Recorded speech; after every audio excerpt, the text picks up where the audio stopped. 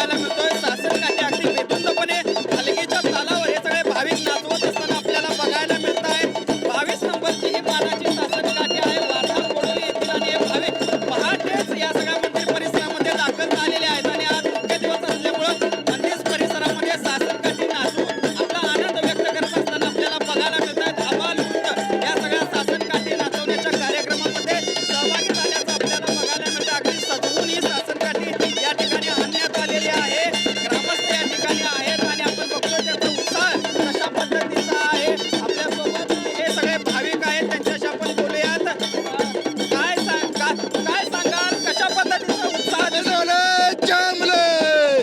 पद्धतीचा उत्साह दिसतोय? कशा पद्धतीचा उत्साह दिसतोय? कशा पद्धतीचा उत्साह दिसतोय? हा एकदम ज्योतिर्लिंग यात्रेचा हा उत्साह जो आहे हा पारंपरिक पद्धतीने चालत आलेला आहे। ह्याच्यामध्ये भाविकांची वाढच होत चाललेली आहे। प्रतिवर्षीप्रमाणे आम्ही पाहत आहे गेले कित्येक वर्ष झाले, तर ह्याच्यामध्ये बघितलं गेलं तर भाविकांची संख्या जी आहे अलोट गर्दी होत चाललेली आहे।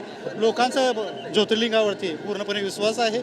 दख्खनचा हा जो राजा आहे हा सगळ्यांचा आधार आहे असं समजलं जाऊन अगदी बेधुंद होऊन तुम्ही नाचवत होतात सासनकाठी, काय भावना असतात हे सगळं?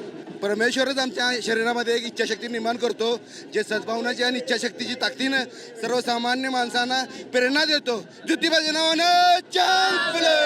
आपण कशा पद्धतीने या सगळ्या भाविकांच्या देखील भावना आहेत। सासनकाठी नाचवत हे सगळे भाविक मंदिर परिसरामध्ये दाखल झालेले आहेत आणि या निमित्ताने आज आपण बघतोय भाविकांचा उत्साह देखील शिगेला पोहोचलेला आहे। मंदिराचा सगळा परिसर गुलाल खोबऱ्यामध्ये नाचून गेलेला आहे आणि सगळ्या मंदिर परिसरामध्ये सात आपल्याचा गजर आपल्याला ऐकायला मिळतोय। लक्ष्मीकांत भूषण पाटील, मराठी चला।